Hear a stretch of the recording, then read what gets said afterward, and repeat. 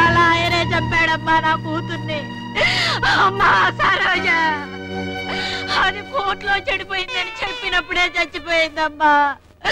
అమ్మా సరోజ నా తల్లి అలా ఆయనే చెప్పాడమ్మా నా కూతుర్ని. అమ్మా సరోజ అమ్మా సరోజ నా బిడ్డ చచ్చిపోలేదమ్మా. అలా ఆయనే చెప్పాడమ్మా నా బిడ్డను. అమ్మా సరోజ నా బిడ్డ రత్నం లాంటిదమ్మా. దాని మీద నిందలు వేసి దాని ఉసురు పోసుకున్నాడమ్మా లాయరు.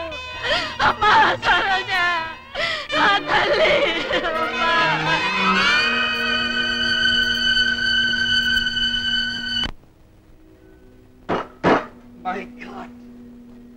తెలియక చేసిన నేరం నేరమే.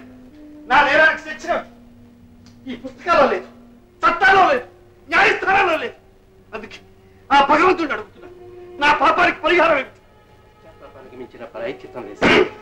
దానివల్ల ప్రయోజనం ఏమిటి? నా పశ్చాత్తాపం ఆ అమ్మాయి ప్రాణం పోస్తుందా? ఆ కుటుంబం కన్నీళ్లు చూస్తుందా? పేదవాళ్ల కన్నీళ్లు మీరు తుడిచేదాకా ఉండవు సార్. వాటి వేడికి అవే ఆవిరైపోతాయి. కానీ ఆ వేడి నా గుడ్డల్ని దహించి వేస్తుంది. చిరంజీవి నా వృత్తి మీద నాకే అసహ్యం వేస్తుంది.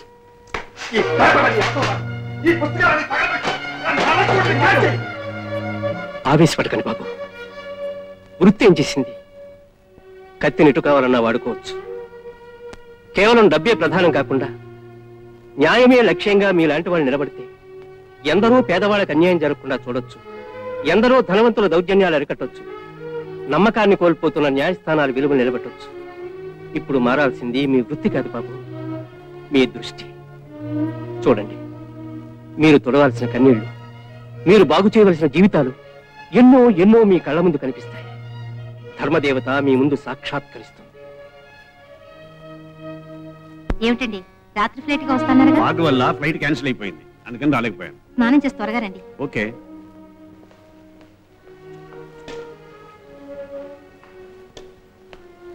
శ్రీధర్, ఏమిటి ఎలా ఉన్నావు?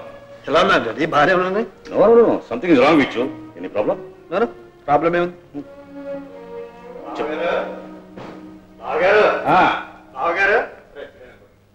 బావగారు పాహిమాం పాహి రక్షమాం రక్ష. చెప్తా. ఏమిటి ఏమిటి? బావగారు, నా మానం ప్రాణం పరువు ప్రతిష్ట అన్ని ఇవాళ మీ చేతుల్లో ఉన్నాయి. ఇదిగో మన శ్రీధర్ పూనుకొని నన్ను ఈ కేసులో గెలిపిస్తే నేను మా ఊళ్ళో తలెత్తి తిరుగుతాను. లేకపోతే ఈ తలకి ఈ మొండానికి ఇవాళతో రుణం తీరిపోతుంది. చెప్తా. అంత మాట ఎందుకయ్యా?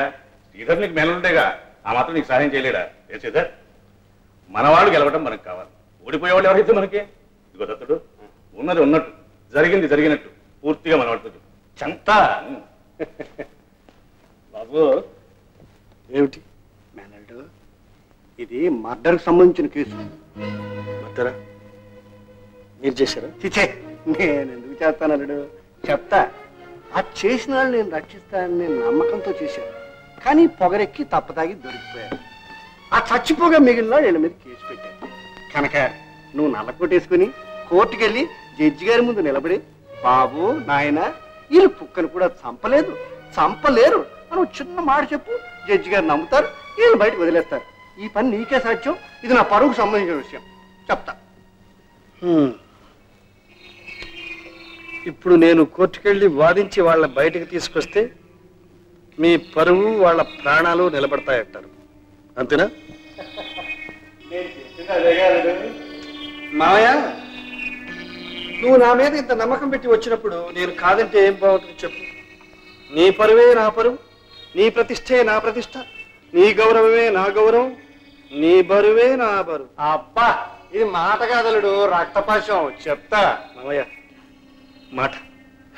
ఇప్పుడు ఈ కేసు నేను కోర్టులో బలంగా వాదించాలంటే ఈ మర్డర్ ఎవరు చేశారు, ఎలా చేశారు, ఎప్పుడు చేశారు, ఎక్కడ చేశారు, రుజువులేమిటి, ఆధారాలేమిటి, ఇవన్నీ మనకు కావాలి. చెప్తా. ఎందుకు? ఎందుకంటే ఈ కేసును ఇటు అటు చెయ్యాలి, అటు ఇటు చెయ్యాలి, మరి కింద మీద చెయ్యాలి, పైన కింద చెయ్యాలి, అవి ఇవి అన్నీ చెయ్యాలి. చెప్తా. అందాక 2 లక్షల దగ్గర ఉంచు. ఇది గుమస్తకిచ్చి. అలాగే మాట. నువ్వు నాకు అసలు విషయం చెప్పలేదు. చెప్తా. మిస్టర్ జస్టిస్, ఈ 5 ముద్దాయిలు కలిసి ధర్మవరం రామయ్యను క్రూరంగా హత్య చేశారని కోర్టు వారికి మనవి చేసుకుంటున్నాను. శాంతి భద్రతల దృష్ట్యా ఈ 5 తగు విధంగా శిక్షించవలసిందిగా కోర్టు వారిని కోరుతున్నాను. That's all your honour. Mister Sridhar, you can proceed.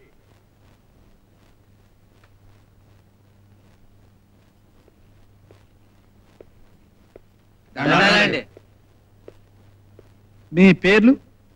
Ramachandramurthy అండి. సత్యమూర్తి అండి. దానయ్య అండి. గాంధీ అండి. శాంతారాం అండి. రామచంద్రమూర్తి, సత్యమూర్తి, దానయ్య, గాంధీ, శాంతారాం. ఈ పేర్లు వింటేనే నా ఒళ్ళు పులకరిస్తుంది. మీరు హత్య చేశారంటే ఎవరైనా నమ్ముతారా? నమ్మరండి. అవునండి, ఎవరో చంపేశారు, గిట్టని వాళ్ళు మా మీద కేసు పెట్టారండి. మాకేం తెలియదండి. సో మిస్టర్ జస్టిస్, ఈ కేసు క్లియర్ గా ఓపెన్ గా ఉంది. ఇందులో వాద ప్రతివాదాలకు, క్రాస్ పరీక్షలకు, సాక్షులకు, రుజువులకు ఏమాత్రం చోటు లేదు. వీళ్ళు చెప్పేదంతా అబద్ధం. వీళ్ళే హత్య చేశారు.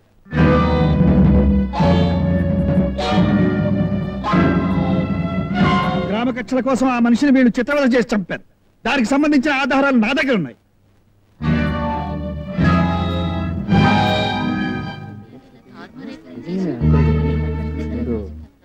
Order, order, order. Mister Sridhar, మీరు డిఫెన్స్ లాయర్ అనే సంగతి మర్చిపోయారనుకుంటాను. నాకు బాగా గుర్తుంది మిస్టర్ జస్టిస్. నేను డిఫెన్స్ లాయర్ని అయినా నేను డిఫెండ్ చేయవలసింది లాను గాని నేరాన్ని, నేరస్తుల్ని కాదు. నేరాన్ని కప్పిపుచ్చాలని, న్యాయాన్ని కులాలని ప్రయత్నించే డబ్బు మదాన్ని కాదు. ఆ ఉద్దేశంతోనే ఈ కేసుకు సంబంధించిన ఆధారాలన్నీ మీ ముందుంచుతాను.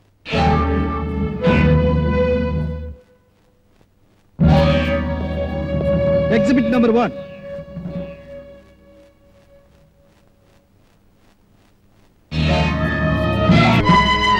That's all your honour.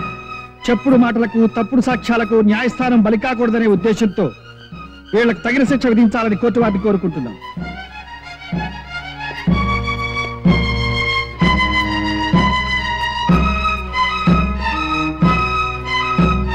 ముద్దాయిలు 5 హత్య చేశారని మిస్టర్ శ్రీధర్ అందించిన సాక్ష్యాధారాల వల్ల రుజువైంది.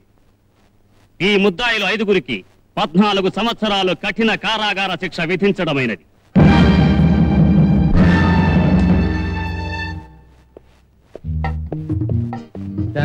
బాబు. ఏమిటయ్యా ఇది? లాయర్ బాబు గారు, ఈ రోజుల్లో మాలాంటి పేదవాళ్ళని చూసేది ఎవరు బాబు? తమలాంటి లాయర్లు ఉండబట్టే మాలాంటి పేదవాళ్ళకి అన్యాయం జరగకుండా ఉంది. ఎందుకంటే మేము ఏమి ఇచ్చుకోలేము బాబు. ఇందులో నేను చేసిందే ఉందయ్యా. న్యాయం గెలిచింది అంతే. వస్తాను.